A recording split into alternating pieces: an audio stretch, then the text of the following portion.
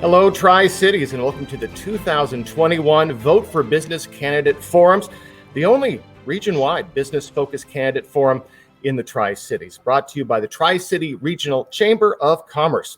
In this forum, you will hear from candidates running for Pasco City Council District 3, Position 3. I'm Jason Valentine, news anchor at Cap KVU Local News. I'm pleased to be with you. Now, voting begins as ballots start appearing in mailboxes October 13th, and will continue through Election Day on Tuesday, November 2nd. Thank you so much for joining us to learn about the candidates' thoughts and positions on issues that will impact our local economy and business community. And now a message from the President and CEO of the Tri-City Regional Chamber of Commerce, Lori Medicine. Thank you. I'd like to take a brief moment to thank the Chamber's Board of Directors and our Local Government Affairs Committee for their leadership in supporting the advocacy efforts of the Regional Chamber, and especially our sponsors, AYB Drafting, Cascade Natural Gas, and Hayden Homes. The Chamber supports positions that preserve and promote a positive business climate. As the foremost advocate and voice for business, the Chamber leads the region by advancing policies and positions that strengthen business and improve the local economy and quality of life. The 2021 Vote for Business Candidate Forum is designed to highlight how candidate positions integrate with local business priorities. And finally, a very special thank you to our local news partners for collaborating on this project. Your time, talent, and expertise are valued and truly appreciated. Now a word from one of our sponsors. Hello, I'm Lindsay Demko with Cascade Natural Gas. We are a proud sponsor of the Vote for Business campaign. Local elections are important to our business economy, just like our vital underground utility lines. So please, remember to vote and always contact 811 before you dig. Thanks for watching. Thank you so much, and it is a pleasure for Cap KV Local News to support this effort to inform voters about the people who are running for public office. Now, let's take a look at the format. Each candidate will have 1 minute for opening and closing statements. The candidates will be asked the same questions. Response time for each question is limited to 2 minutes. Time limit reminders will appear on screen at 10 seconds remaining, and if necessary, when time is up. Since this is a forum rather than a debate, candidates will not be provided rebuttal time. So we are now ready to get started. Let's begin by introducing in alphabetical order the two candidates for the race of Pasco City Council, District 3, Position 3, candidates Leo Perales and Nikki Torres. Welcome, both of you, and thank you so much for taking the time to be with us. We appreciate both of you, so if you're ready to go, let's get started. As mentioned, we'll start with opening statements in alphabetical order. So, Mr. Perales, we'll begin with your opening statement. You have 1 minute. Thank you. My name is Leo Perales, and I'm running for Pasco City Council because I believe it's time for a new generation of leadership. I'm a Pasco native who's watched Pasco grow and prosper, and I believe it's important that we retain our value of community and put our families first, which is why we need candidates and representatives in office who will do just that. We no longer need a government of local elite that only promotes good things and only promotes the good things for the local elite. I'm a candidate who's willing to say that things aren't working and that we need to start changing things. I'm the only candidate who has a large amount of municipal leadership experience. I've been a housing authority commissioner, I've been a planning commissioner, and also a code enforcement commissioner. No other candidate in this race has the experience that I do, bar none. I believe that with this experience, and I believe with my experience, we can start getting the job done here in the city of Pasco. We have many things that we need to tackle because I want to start putting COVID-19 behind us, put our families first, and see our businesses thrive again. Okay, thank you so much. Ms. Torres, you now have 1 minute for your opening statement. Thank you. My name is Nikki Torres, and I'm running for Pasco City Council District 3, Position 3. As someone who grew up in Pasco, I am passionate about my town, its qualities, its people, and its future. I'm running to take my city to its next chapter. I will help Pasco with smart urban growth, which includes fixing our congested West Pasco streets, and to ensure everyone has an opportunity for home ownership. Using my experience in economic development, I will work with city officials to bring living wage jobs to our city by attracting new business and manufacturing. and to help with pandemic recovery. Thank you. Thank you so much. And let's move on into the question and answer session of the forum. A coin toss just prior to the taping has determined that Ms. Torres will answer the first question. Subsequent questions are going to be alternated. So Ms. Torres, with the first question, what can the City Council do in regard to tax and regulation that will promote our region as a smart place to do business? Well, nobody likes taxes, right? Just the sound of taxes just kind of makes everyone cringe. For now, to help with the pandemic recovery, I think it's really important to be pro-growth and pro-business.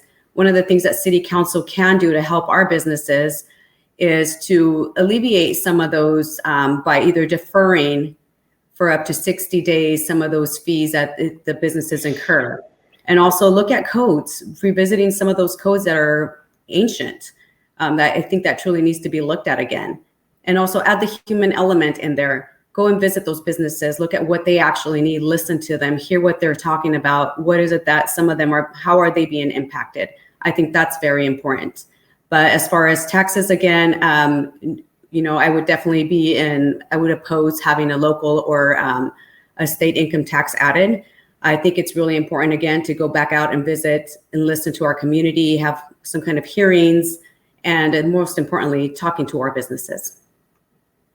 So much. Same question for you, Mr. Perales. Well, I'll say the biggest issue right now is this local income tax issue. I'm the only candidate in the race who has promoted that the current city council ban a local income tax. The last forecast through the state in regards to tax revenue was upwards of $2.6 billion. So essentially, we don't have a tax problem here in the state of Washington. We have a spending problem and a priority and budget problem. The city of Pasco has done a good job. The budget is already huge, $462 million. I think we need to start prioritizing where we spend those dollars. Again, that doesn't surprise me that the other candidate in this race is promoting a local income tax. Again, I'll say it right now, no new taxes here in the city of Pasco. It just won't happen. Again, that's why I went to the city council and told them I believe it's prudent and we need to do this right now because businesses are struggling. As you saw with the CARES Act funding and also with the American Rescue Plan funding, the city got $17 million and just had to increase that for businesses here in the community. Over 130 businesses applied for those extra funds. So we don't need to be doing that. As we can see right now, we have a lot of businesses coming to the city of Pasco, Dairy Gold, Amazon, and income tax will just push people away. So we need to be smart and effective with our taxation. Okay, we're going to move on to the second question, and this is Mr. Perales. You're going to start with this one. The current labor shortage impacts local business. As a city council member, what can you do to foster, attract, and retain talent to build the next generation of the workforce? I think that's a great question. The first thing I thought when I saw Amazon was coming to Pasco was, who's going to fulfill these jobs? 1,500 jobs right there alone.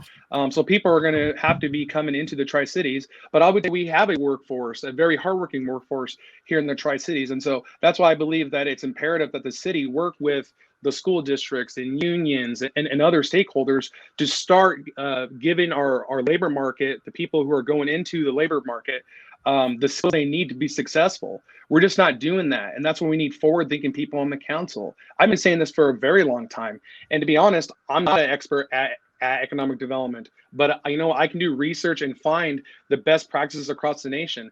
Places like Pittsburgh are doing this. Places like New York, they are providing jobs training for people so that they can go work at Amazon or go work at Dairy Gold. These are things that we should be doing. We need to be expanding the tent in regards to getting people into unions. I mean, this isn't rocket science. And I think with some of the leadership changes at the city of Pasco, namely by name Mark Gonzalez with the economic development manager, I think we can start doing that. But we need to work with, like I said, unions, anchor institutions like Columbia Basin College, WC Tri-Cities, to start giving people who are going to go into the labor market the skills to succeed. Again, college isn't for everybody. So we don't want everyone to go to college. We need people to go work at Dairy Gold, to work at the Amazons, to work at Reesers. That's what we need to start doing. And I just, as an advocate on the council, that's what I'm going to be pushing for. And I'm not trying to pick winners or losers. I'm just trying to be smart because I want businesses to come to Pasco. This is a great place to live, work, and also do business. Ms. Torres, your answer. Thank you. In regards to the labor shortage, we are already feeling that. And we do have Amazon and Dairy-Gold both coming in that are bringing more than 1,500 jobs. So we do need to be prepared for that. We need to figure out how we're going to bring that labor workforce to fulfill those jobs. And as we continue to grow, we know that we are growing. We're expecting about 40,000 people to come into Pasco. So we do need to team up or partner with some organizations such as the unions, such as WorkSource, any other agencies that we can look at for upskilling and reskilling our workforce here in Tri-Cities to attract them to fulfill those jobs, because we already are facing a labor shortage as it is. You can talk to all the small businesses around here. They're having a hard time filling those positions here locally. And that's without even Amazon being built and or Dairy-Gold being built. So there is an issue, but we are excited to have both of those organizations coming in, both of those businesses coming into Pasco. That is something that we truly do need. But again, we do need to revisit. We need to partner and communicate with other organizations to fulfill those jobs. Okay, 2 questions down, 2 to go. We'll start with Ms. Torres on this question.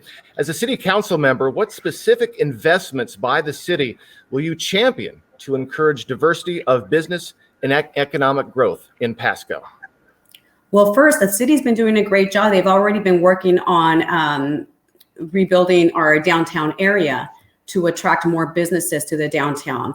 And I believe they're also working on the Martin Luther King Center, which is a community center down in East Pasco. That is awesome. We have the opportunity actually for the Road 100 area, which is going to be a huge area for growth coming up.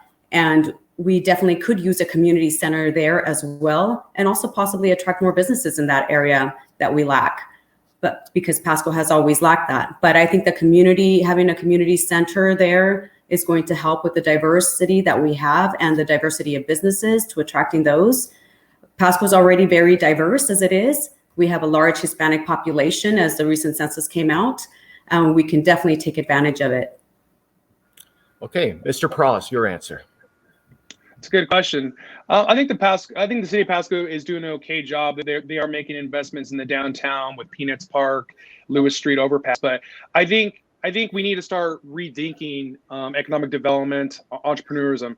I believe the city should be openly working with organizations like Fuse and the Tri-City Chamber of Commerce to get people to quit thinking about becoming workers and creating their own businesses. I think we can really do that here in the downtown. I know one thing that the city wants to get into is the tech industry. But there's a lot of fees and regulations a lot of people have to pay in order to start a business. I think during this pandemic, we need to see some fee and regulation vacations, and so that people can reinvest that money in perhaps upgrading their buildings and what have you. Again, I was one of the only candidate who said at the time when they decided to give downtown or just business in general some of those American Rescue Plan money, $1 million was not enough. The people I talked to, the number I came up with was upwards of $2 million. And then they went ahead and added an additional $2.9 million. So that $3.9 million that obviously our community was reeling from. So we need people. The city hall and the city council need to get out of their bubble and start talking with downtown businesses.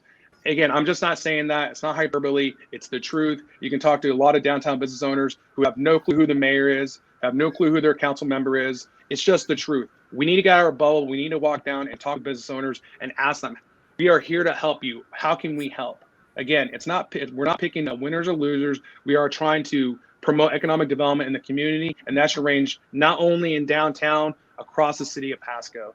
Again, this goes back to working with the unions and also the school districts to get people to think about starting businesses and not always trying to be patrons at businesses.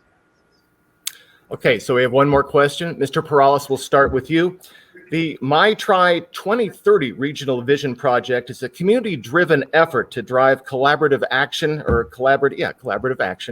How do you see cities collaborating, coming together to solve shared problems, advance the regional initiatives? I think it's great. I would say the city of Pasco actually has a twofer. They also have the Somos Pasco project that was put on with the port and other organizations. I think Nikki had a helping hand with that. I think they did a great job. So we have the ability to kind of look down the road and see what type of economic investments we can make, whether it's agricultural, energy. I would also add the medical industry. I think that's something that we need to start investing in here locally, especially with the pandemic, COVID-19 hitting the Latino community as hard as it has been. But I think it's a good start. Again, I'm not in favor of taking from Peter to pay for Paul. I think we should be teaming together. Again, I guess I would ask to try to see chamber board and whoever who attends these meetings, how many times do you actually have actual meetings that you feel like you're getting something done with the city of Pasco and other cities? There needs to be open communication between the cities. And so that I think we can accomplish, there's so many things we can accomplish if we work together. And so I don't want to compete with other cities. And I think that's also why I believe the city of Pasco should also think about the Pasco Facilities District of creating their own so that we can get an aquatic center, because I believe we're going to lose a lot of economic activity, and it's going to be some hard feelings between the cities if we go out and build our own aquatic center. Again, it's something I want, but it's something we need to think about, because again, I think we can accomplish more when we work as a region and we team together. Because it's just not about getting local issues addressed. It's also about getting state issues addressed. And I think as a region, we can do a lot of good things together, not only here, but also in Olympia when the session starts and we want to get money for certain infrastructure projects and economic development projects. So again, I would think that I would be a champion on the city council. I'll have an open door policy.